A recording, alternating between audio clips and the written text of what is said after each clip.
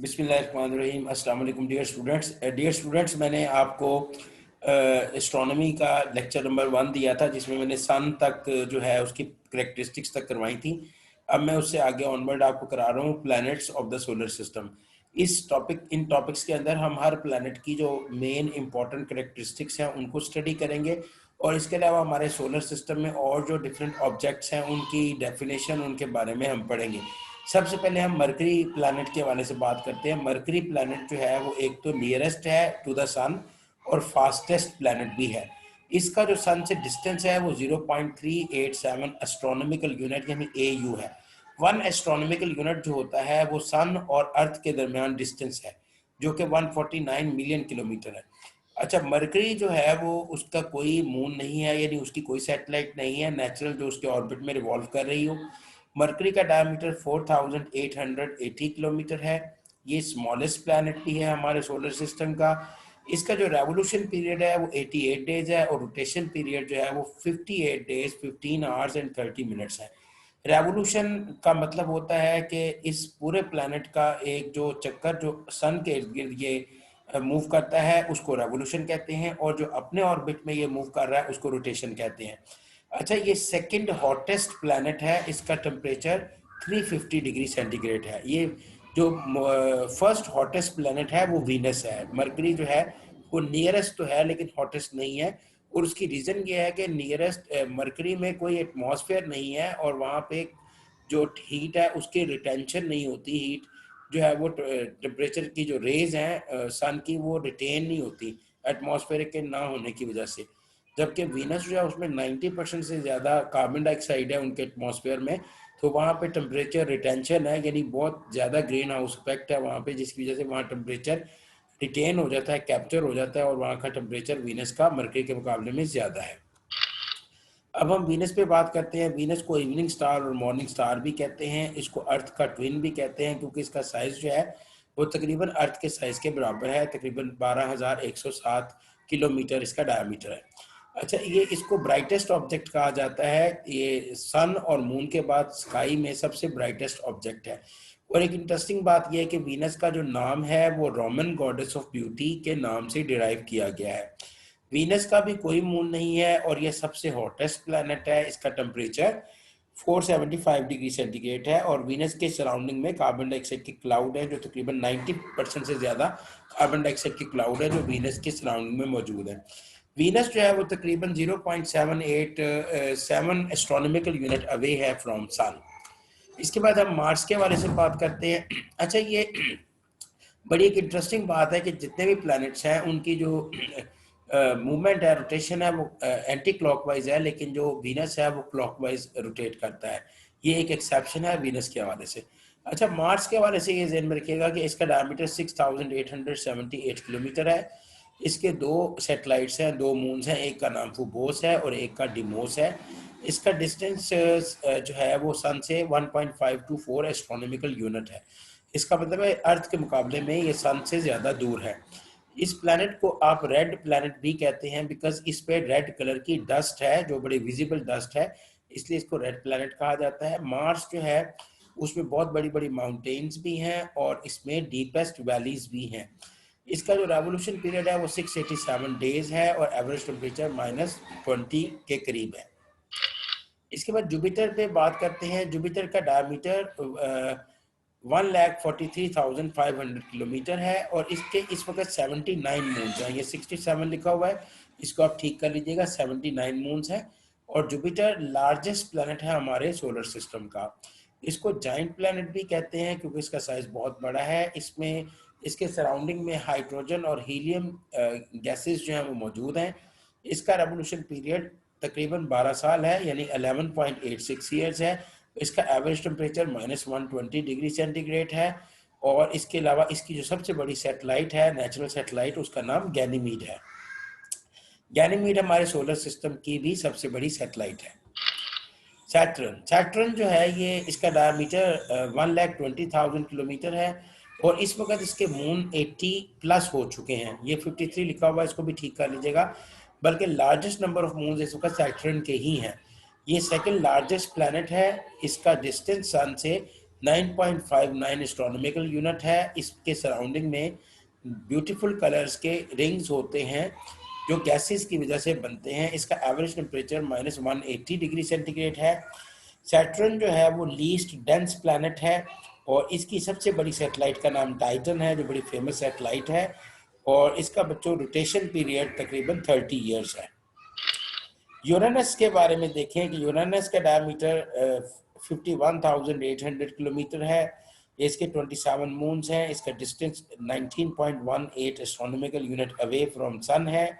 Uranus के अंदर green colour की ग्लो है। इसका रेवोल्यूशन पीरियड 84 ईयर्स है और इसका एवरेज टेम्परेचर -218 डिग्री सेंटीग्रेड है। लास्ट में नेपच्यून है। नेपच्यून के 13 मून्स हैं। इसका डायमीटर 49,500 किलोमीटर है। नेपच्यून का डिस्टेंस सन से 30.06 एस्ट्रोनॉमिकल यूनिट है और इस वक्त ये फार्थेस्ट प्लैनेट है। Neptune is the farthest planet in the solar system. इसका बच्चों एवोल्यूशन पीरियड 165 ईयर्स है और इसके दो इंपॉर्टेंट मून्स हैं, ट्राइटन और नीरीड, और इसका average temperature -2 to 8 degree centigrade है और इस वक्त ये कोल्डेस्ट प्लैनेट भी है। ये चीज़ आप ध्यान में रखिए। इसके बाद यहाँ पे प्लैनेट प्लूटो के हवाले से भी एक बात मैं करना चाह रहा हूँ। प्लूटो बेसिकली 2006 में इंटरनेशनल एस्ट्रोनॉमिकल यूनियन ने प्लूटो को ड्वार्फ प्लैनेट की कैटेगरी में रखा है। Pluto is no more a planet. ठीक है, पहले अगर आप पुरानी बुक्स देखेंगे तो प्लूटो को प्लैनेट के तौर पे कंसीडर किया जाता था, लेकिन प्लूटो को अब ड्वार्फ प्लैनेट की कैटेगरी में रखा गया है और ड्वार्फ प्लैनेट में प्लूटो जो है वो प्लैनेट की कैटेगरी से आउट हो चुका है 2006 के बाद।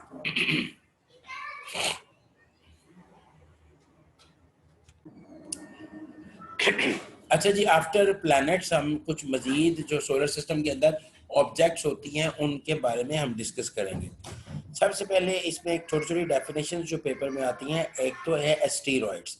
एस्टीरॉइड्स बेसिकली याद रखिएगा, ये जो इनर प्लैनेट्स हैं, ये 4 प्लैनेट्स को इनर प्लैनेट्स कहते हैं, मरकरी, वीनस, अर्थ और मार्स। इन चारों प्लैनेट्स की जब फॉर्मेशन हुई है तो उनका जो डेब्रिस था यानी मलबा था, जिसको लेफ्ट ओवर भी कहा जाता है, वो मार्स और जुपिटर के दरमियान रिवॉल्व करना शुरू हो गया। जैसे कि ये देखिए, ये डायग्राम एक्सप्लेन कर रही है। चारों इनर प्लैनेट्स हैं और ये देखिए मार्स और जुपिटर के दरमियान आपको एक बेल्ट नजर आ रही है। इस बेल्ट को एस्टीरॉयड बेल्ट कहा जाता है। तो मार्स और जुपिटर के दरमियान जो यहाँ पे छोटे छोटे पार्टिकल्स हैं, एस्टीरॉयड्स हैं, जो कि रिवॉल्व करते रहते हैं। ये असल में डस्ट और आयरन के पार्टिकल्स हैं। डस्ट के पार्टिकल्स हैं और ये बड़े बड़े चट्टानों की फॉर्म्स में हैं, बड़ी बड़ी जो है पार्टिकल्स की फॉर्म में हैं और ये बहुत बड़े पत्थरों की फॉर्म्स में हैं और ये इनको एस्टीरॉयड्स या प्लैनेटॉइड्स भी कहा जाता है। अच्छा, इस साइज में ये इतने छोटे हैं कि इनका कोई अपना एटमॉस्फेयर नहीं है, लेकिन ये हमेशा मार्स और जुपिटर के दरमियान ही रिवॉल्व करते रहते हैं। हमारे सोलर सिस्टम में तकरीबन 50,000 एस्टीरॉयड्स हैं और इनमें सबसे बड़ा एस्टीरॉयड जो है वो सीरीज है, जिसका डायमीटर 1025 किलोमीटर है। तो ये एस्टीरॉयड की डायग्राम भी आप ज़हन में रखेंगे। ये एस्टीरॉयड बेल्ट की डायग्राम भी आप बनाएंगे पेपर में अगर क्वेश्चन आता है तो। अच्छा बेटो, इसके बाद कॉमेट्स। कॉमेट्स का वर्ड डिराइव होता है ग्रीक जुबान से कॉमेटीज से। इसका मतलब होता है हेयर लाइक स्ट्रक्चर। तो एक कॉमेट जो है उसका एक हेड होता है, उसका कॉमा है जो डस्ट से बना हुआ है, हेड उसका डस्ट से बना हुआ है और पीछे एक टेल होती है। क्योंकि बहुत तेज़ी से मूव कर रहा होता है तो इसके टेल जो है उसमें से गैसेस और स्ट्रीम्स डस्ट की ना एक लेयर निकल रही होती है, तो इसलिए इसको कॉमेट का नाम दिया गया है, क्योंकि स्ट्रक्चर भी इसका कॉमे की तरह बन जाता है। हमारे सोलर सिस्टम में तकरीबन 1 लाख कॉमेट्स हैं। अच्छा, इसमें एक बड़ा ही फेमस कॉमेट है हैले कॉमेट। हैले कॉमेट का जो नेम है वो एडमंड हैले, ये एक साइंटिस्ट है एडमंड हैले, उसके नाम से बनाया गया है। एडमंड हैले ने इस कॉमेट के ऊपर काफ़ी रिसर्च की थी और उसने बहुत हिस्टोरिकल फैक्ट्स को इकट्ठा किया और उसको ये पता चला कि हर 76 ईयर्स के बाद ये कॉमेट अपीयर होता है। तो उसने अपने नाम से, उसके नाम से ये कॉमेट जो है वो रिकॉग्नाइज हो गया, जिसको हैले कॉमेट कहा जाता है। ये कॉमेट सबसे पहले 1531 में, फिर 1607 में, फिर 1682 में और आफ्टर एवरी 76 ईयर ये कॉमेट जो है वो अपीयर होता है। और लास्ट टाइम जो है इसको जो है वो देखा गया है, ठीक है जी, 1980s में। तो 1986 में इसको देखा गया। मजीद 76 ईयर्स के बाद ये दोबारा अपीयर होगा। तो ये कॉमेट की एक एग्जांपल है जो आप जहन में रखेंगे। इसी तरह हमारे सोलर सिस्टम में कुछ पार्टिकल्स होते हैं, कुछ ऐसी लाइट्स होती हैं जिनको पोलर लाइट्स या एरोरास कहा जाता है। अगर हम पोलर रीजन्स में जाएं, जैसे हाई एल्टीट्यूड्स हैं, आपने अर्थ को दो हेमिस्फीयर में डिवाइड किया है, तो नॉर्दर्न हेमिस्फीयर वाली साइड पे भी आपको लाइट्स नजर आएंगी रात के टाइम, और सदर्न हेमिस्फीयर्स पे भी नजर आएंगी। तो जो नॉर्दर्न हेमिस्फीयर पे पोलर लाइट्स नजर आएंगी उनको हम एरोरा बोरेलियस कहते हैं, और जो सदर्न साइड्स पे नजर आती हैं उनको एरोरा ऑस्ट्रेलियस कहा जाता है। अच्छा, जो इनका मैकेनिज्म ऑफ प्रोडक्शन है या डिस्प्ले है वो तकरीबन मुकम्मल तौर पे नोन नहीं है, लेकिन ये मुख्तलिफ फॉर्म्स में, मुख्तलिफ अशकाल में, आर्क्स की, बैंड्स की, पैचेस की फॉर्म में आपको वहाँ पे नज़र आती हैं। और ये इनको रिकग्नाइज किया जा सकता है, but they are only present at the polar regions of the earth. इनको पोलर लाइट्स भी कहा जाता है, और एस्ट्रोनॉमी की लैंग्वेज में इनको एरोरास भी कहा जाता है। अच्छा, इसके बाद एक और ऑब्जेक्ट जो हमारे सोलर सिस्टम में है उसको मीटियोर्स कहते हैं। मीटियोर्स वो छोटे छोटे पार्टिकल्स हैं जो आपको सम टाइम आसमान में बहुत स्पीड के साथ मूव करते हुए नजर आते हैं। बिल्कुल ऐसे लगता है जैसे एक रोशनी की एक शुआ जो है वो आसमान पे मूव करके गायब हो जाती है। इनको हम शूटिंग स्टार्स कहते हैं। ये मीटियोर्स जो है ना, इनके बारे में ये कहा जाता है कि जब डस्ट के पार्टिकल्स अर्थ की ग्रेविटी में एंटर होते हैं तो उनकी जब स्पीड 11 किलोमीटर से 72 किलोमीटर पर सेकंड के करीब होती है, तो फिर ये इकट्ठे होकर मीटियोर्स बना देते हैं। ठीक है जी। मीटियोर्स का जो मैस होता है वो उसका साइज बहुत छोटा भी हो सकता है, माइक्रोन साइज का मैस भी हो सकता है, और इवन इसका साइज थाउजेंड ऑफ टन्स भी हो सकता है। लेकिन यूजुअली मीटियोर्स जो होते हैं वो मीजोस्फीयर में आके डिसइंटीग्रेट हो जाते हैं और बहुत कम अर्थ तक पहुंचते हैं, और यहाँ अगर वो अर्थ तक पहुंचते हैं तो बहुत ही स्मॉल साइज में कन्वर्ट हो चुके होते हैं। मीटियोर्स यूजुअली बर्न होते हैं या अर्थ पे फॉल कर जाते हैं। अगर फॉल करें तो उनको फॉलिंग स्टार्स कहा जाता है, और यूजुअली ये फॉल करते हैं डस्ट की फॉर्म में या फ्रैगमेंट्स की फॉर्म में। अगर ये डस्ट या फ्रैगमेंट्स की फॉर्म में फॉल करें तो इनको मीटियोरॉइड्स कहा जाता है।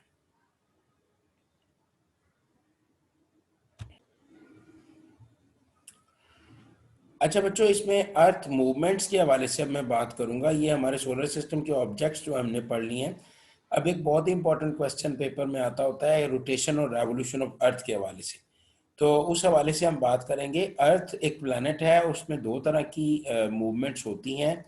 एक को हम रोटेशन कहते हैं, उसको डेली मूवमेंट भी कहा जाता है, और दूसरी को रेवोल्यूशन या एनुअल मोशन कहा जाता है। सबसे पहले मैं रोटेशन के हवाले से बात कर रहा हूँ जी। रोटेशन का मतलब है कि अर्थ जो है वो अपने एक्सिस पे स्पिन करती है वेस्ट से ईस्ट की तरफ, और 24 आवर्स में वो अपना पूरा एक सर्कल कंप्लीट करती है अपनी रोटेशन का। ये जो स्पिनिंग ऑफ द अर्थ है, इस स्पिनिंग ऑफ द अर्थ को हम डेली मोशन या रोटेशन या डायurnal मोशन कहते हैं। रोटेशन का अगर एग्जैक्ट टाइम पीरियड निकाला जाए तो वो 23 घंटे 56 मिनट्स और 40.91 सेकंड्स के बराबर होता है। अच्छा, अर्थ की रोटेशन की वजह से कौन से इफेक्ट्स हम देख सकते हैं बच्चों? अर्थ की रोटेशन की वजह से डेज एंड नाइट्स जो हैं वो उनकी प्रेजेंस अर्थ की रोटेशन की वजह से है। जो अर्थ का हिस्सा सन के सामने है वहाँ डे है, जो दूसरी साइड पे है वहाँ नाइट है। इसके अलावा रोटेशन ही की वजह से अर्थ के ऊपर हम चीज़ों की पोजीशन को फिक्स कर सकते हैं। और ये जो विंड्स की डायरेक्शन में चेंज आती है, ओशन करंट्स की डायरेक्शन में चेंज आती है, वो भी रोटेशन ही की वजह से आती है। ये डायग्राम रोटेशन और रेवोल्यूशन दोनों को एक्सप्लेन कर रही है। देखिए, ये अर्थ है और ये इसका ऑर्बिट है, ये दरमियान में सन है। तो अर्थ अगर इस तरह से इस ऑर्बिट में मूव करेगी तो इसको ऑर्बिटल मूवमेंट यानी रेवोल्यूशन कहा जाता है। और अर्थ अगर अगर अपने एक्सिस में इस तरह से मूव करेगी तो इसको हम रोटेशन कहते हैं। तो ये चीज़ याद रखिए, ये जो स्पिनिंग हो रही है अर्थ की, ये रोटेशन है, और ये जो इस ऑर्बिट के अंदर अर्थ जो है वो रिवॉल्व कर रही है, इसको हम रेवोल्यूशन कहते हैं। अच्छा, रेवोल्यूशन ये एक बड़ी इंपॉर्टेंट फैक्ट है, एमसीक्यूज भी आता होता है कि इक्वेटर पे अगर आप चले जाएं तो डेज एंड नाइट्स वहाँ पे इक्वल होती हैं, क्योंकि इक्वेटर 2 इक्वल पार्ट्स में अर्थ को डिवाइड करता है। अच्छा, रेवोल्यूशन की बात हम करते हैं बच्चों। रेवोल्यूशन जो है वो अर्थ की मूवमेंट है जो सन के इर्द गिर्द है, वो भी आपने देखी थी पिछले डायग्राम में। रेवोल्यूशन को हम एनुअल मोशन या ईयरली मोशन भी कहते हैं। रेवोल्यूशन पीरियड जो है वो तकरीबन 365 इंटू 1/4 डेज 6 आवर्स 9 मिनट्स और 9.54 सेकंड्स के का होता है। इतनी देर में अर्थ जो है वो अपना एक पूरा सर्कल, एक चक्कर सूरज के इर्द गिर्द कंप्लीट करती है। और रेवोल्यूशन की वजह से जो मेन इफेक्ट आता है, जो चेंज आती है, वो इनफैक्ट सीजनल चेंजेस हैं। ये जो ऑटम है, स्प्रिंग है, विंटर है, समर है, that is due to 2 reasons. इसकी 2 वजूहत हैं, एक तो अर्थ की रेवोल्यूशन है और दूसरा अर्थ की इंक्लिनेशन है। अर्थ जो है वो इंक्लाइंड है टूवर्ड्स ऑफ सर्टेन एंगल, ठीक है, 23 पॉइंट समथिंग 225 डिग्री का एंगल है इंक्लिनेशन का। तो उस इंक्लिनेशन की वजह से और रेवोल्यूशन की वजह से अर्थ के ऊपर मुख्तलिफ तरह के सीजन्स जो हैं वो एग्जिस्ट करते हैं। अच्छा जी, अब जो मून है जिसको सैटेलाइट ऑफ अर्थ कहा जाता है, उसके हवाले से कुछ उसकी इंपॉर्टेंट कैरेक्टरिस्टिक्स के हवाले से मैं डिस्कस करूंगा। मून जो है वो अर्थ की नेचुरल सैटेलाइट है और मून के हवाले से कुछ इंपॉर्टेंट फीचर्स ये हैं कि मून जो है वो 81 टाइम्स लाइटर देन अर्थ है। ये 6 टाइम लेसर ग्रेविटेशनल अट्रैक्शन है एज कम्पेयर टू अर्थ। और इस पे एमसीक्यूज भी आता है बहुत इंपॉर्टेंट कि अगर आप मून पे चले जाएं तो आपका वजन 6 गुना कम हो जाएगा, क्योंकि मून की जो ग्रेविटेशनल अट्रैक्शन है वो 6 टाइम लेसर है as compare to the earth. Moon is 7% poor reflector of light, यानी अर्थ के मुकाबले में मून जो है वो 7% लाइट को कम रिफ्लेक्ट करता है। इसका जो डिस्टेंस है it is 385,000 kilometre away from earth. इसकी डेंसिटी 3.34 ग्राम पर क्यूबिक सेंटीमीटर है। और मून के अंदर कुछ मेटल्स हैं जिसमें क्रोमियम और जिरकोनियम जो है वो शामिल हैं। ये मून के हवाले से हमने इंपॉर्टेंट करेक्टरिस्टिक्स पढ़ी हैं। इसके अलावा 2 टर्म्स एस्ट्रोनॉमी में यूज होती हैं, इक्विनॉक्स एंड सोलस्टाइस। देखिए, इक्विनॉक्स वो डेट्स होती हैं जिन डेट्स में डेज और नाइट्स की लेंथ इक्वल होती है। हम यूजुअली ऐसा तब होता है जब सन की जो रेज हैं वो डायरेक्टली इक्वेटर के ऊपर आती हैं। तो मार्च 21 में भी और सितंबर 23 में डेज और नाइट्स की लेंथ इक्वल हो जाती हैं, तो इन डेट्स को हम इक्विनॉक्सिस कहते हैं। मार्च 21 को वर्नल इक्विनॉक्स कहा जाता है, जबकि सितंबर 23 को ऑटोमिनल इक्विनॉक्स कहा जाता है। इसके बाद सोलिस्टाइज है। सोलिस्टाइज जो है वो टाइम है, वो टाइम है ईयर में जब डेज और नाइट्स की लेंथ में मैक्सिमम डिफरेंस आ जाता है। यानी डेज लॉन्गेस्ट और नाइट शॉर्टेस्ट होती हैं, या नाइट लॉन्गेस्ट और डेज शॉर्टेस्ट होते हैं। इन दिनों में जो सन है वो वर्टिकली आ जाता है ट्रॉपिक्स के ऊपर, और उनकी जो शाइनिंग का प्रोसेस है वो डिफरेंट हो जाता है। अब अर्थ में मुख्तलिफ रीजन हैं, जैसे ट्रॉपिक ऑफ कैप्रिकॉर्न है, ट्रॉपिक ऑफ कैंसर है। तो 21 जून जो है उसमें जो नॉर्थ पोल होता है अर्थ का, वो टिल्ट कर जाता है टूवर्ड सन, और सन शाइन डायरेक्टली उसके ऊपर आती है, सूरज की रोशनी ट्रॉपिक ऑफ कैंसर के ऊपर। तो इसको हम समर सोलिस्टाइज कहेंगे। इसमें डे की लेंथ ज़्यादा हो जाएगी और नाइट शॉर्टेस्ट होगी। अच्छा, इसी तरह 22 दिसंबर में अर्थ जो है ना अपने जो है ऑपोजिट साइड पे, अपने ऑर्बिट के ऑपोजिट साइड पे चली जाती है। जो साउथ पोल है वो टिल्ट कर जाता है सन की तरफ, और नॉर्थ पोल अवे चला जाता है, तो उसको विंटर सोलिस्टाइज कहेंगे। नॉर्दर्न हेमिस्फीयर में डेज लॉन्गेस्ट हैं और नाइट्स जो है वो शॉर्टेस्ट होंगी ड्यूरिंग समर सोलिस्टाइज, और ऑल्टरनेटिवली जो days and nights shortest and longest होंगी respectively during the winter solstice. तो जो सेम चीज़ है, इसका जो रिवर्स है वो सदर्न हेमिस्फीयर में इसका रिवर्स होगा। तो ये सोलिस्टाइज और इक्विनॉक्सेस वो डेट्स हैं जो आप अपने जहन में रखेंगे। इसमें भी डिफ्रेंशिएट करना आ जाता है पेपर में। इसके बाद एक बहुत ही इंपॉर्टेंट टॉपिक है एक्लिप्स, जो पेपर में टाइम एंड अगेन आता है। This is the last topic of astronomy. अच्छा, इसमें ये ध्यान में रखिएगा कि सन और जो अर्थ और मून है वो ओपैक हैं। ओपैक ऑब्जेक्ट्स वो होते हैं जिनमें से रोशनी नहीं गुजर सकती, जबकि सन जो है वो सोर्स ऑफ लाइट है। तो ये ध्यान में रखिए कि जब सन की जो लाइट होगी ठीक है, या मून की जो लाइट होगी वो उसमें किसी तरह से कोई रुकावट आएगी, या सन की लाइट जो है जो अर्थ या मून तक पहुंच रही है उसमें किसी तरह से कोई रुकावट आ जाएगी, तो उस फिनोमेना को एक्लिप्स कहा जाता है। अब एक्लिप्स को समझने के लिए हम डायग्राम के जरिए इसको एक्सप्लेन करेंगे। एक्लिप्स दो तरह का होता है, एक सोलर एक्लिप्स है, एक लूनर एक्लिप्स है। ये जो डायग्राम मैंने आपके सामने खोली हुई है ये सोलर एक्लिप्स की डायग्राम है। इसमें आप देख सकते हैं कि सन और अर्थ के दरमियान मून आ गया। जब जब मून अर्थ और सन के दरमियान आ जाएगा तो मून अपना शेडो जो है वो अर्थ के ऊपर कास्ट करना शुरू कर देगा। तो इस फिनोमिना को हम सोलर एक्लिप्स कहेंगे, यानी when moon comes between earth and sun it cast its shadow on the surface of earth. This phenomena is called solar eclipse. तो बच्चों ये याद रखें, ये टोटल एक्लिप्स, अब ये सोलर एक्लिप्स दो तरह का है। ये इस एरिया में मुकम्मल तौर पे एक्लिप्स आ गया है, यानी अगर कोई अर्थ पे यहाँ पे मौजूद है तो उसको सन नजर नहीं आएगा मुकम्मल तौर पे, तो इसको कहेंगे टोटल एक्लिप्स एरिया। और इसको टेक्निकली हम बोलते हैं अम्ब्रा रीजन या अम्ब्रल रीजन। और ये जो ऊपर और नीचे आपको रीजन नजर आ रहा है, यहाँ पे कुछ एरिया में तो क्लिप्स है, बाकी ऊपर वाले एरिया में क्लिप्स नहीं है। इसी तरह इस एरिया में क्लिप्स है, नीचे वाले में नहीं है, तो इसको हम कहेंगे कि यहाँ पार्शियल एक्लिप्स लगा हुआ है। तो इस पार्शियल एक्लिप्स वाले एरिया को एनम्ब्रा रीजन कहा जाता है। ठीक है, एनम्ब्रा या एनम्ब्रल रीजन कहा जाता है। तो ये चीज आपने ध्यान में रखनी है कि सोलर एक्लिप्स जो है वो बेसिकली न्यू मून पे लगता है, न्यू मून पे। ठीक है, न्यू मून में यानी डे टाइम पे होता है ये, और ये नाइट के टाइम पे नहीं हो सकता। तो डे टाइम में न्यू मून होता है और शाम के टाइम पे फुल मून होता है। तो फुल मून पे लूनर इक्लिप्स लगेगा और सोलर इक्लिप्स न्यू मून पे लगेगा। तो ये डायग्राम सोलर इक्लिप्स को एक्सप्लेन कर रही है। अब हम लूनर इक्लिप्स पे जाते हैं। देखिए ये डायग्राम लूनर इक्लिप्स को एक्सप्लेन कर रही है। इसमें क्या है कि इसमें अर्थ जो है वो सन और मून के दरमियान आ गई है, तो अर्थ का शेडो मून पर कास्ट हो रहा है। ये देखिए अर्थ है ना, अर्थ के ऑर्बिट में मून रिवॉल्व कर रहा है। तो when earth comes between sun and moon it cast it shadow on the surface of moon. This phenomena is called lunar eclipse. इसमें भी ये जो एरिया है जहाँ पे टोटल एक्लिप्स है, जमीन पे आप खड़े हैं तो आपको मून नजर नहीं आएगा, तो ये अम्ब्रा रीजन है। और जहाँ पार्शियल एक्लिप्स है ऊपर और नीचे, इसको एनम्ब्रा रीजन कहा जाता है।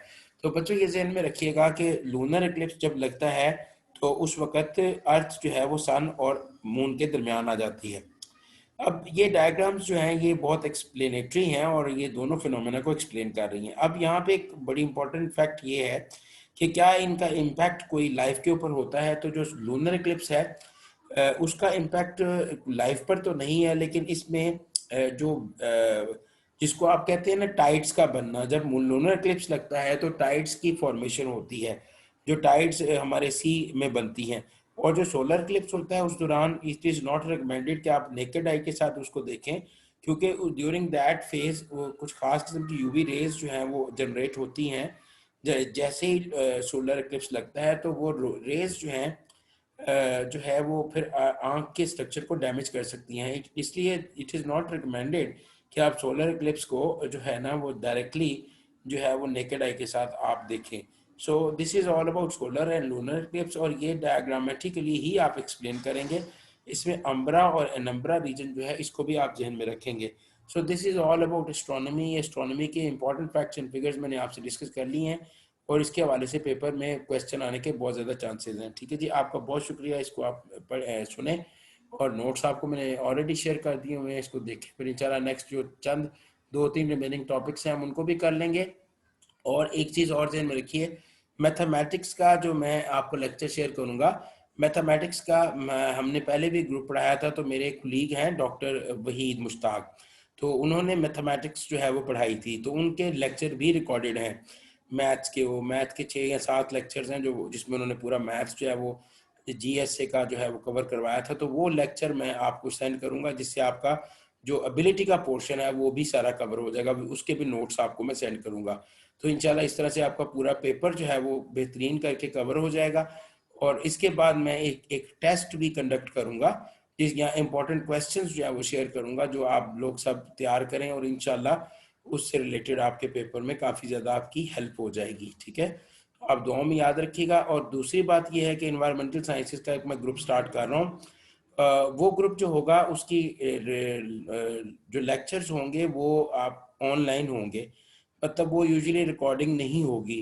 वो ऑनलाइन ही लेक्चर्स होंगे। अगर वो आप इंटरेस्टेड हैं, अगर ज्वाइन करना चाहते हैं तो आप प्लीज़ उसको ज्वाइन कर सकते हैं। आपका बहुत शुक्रिया। अल्लाह हाफिज़।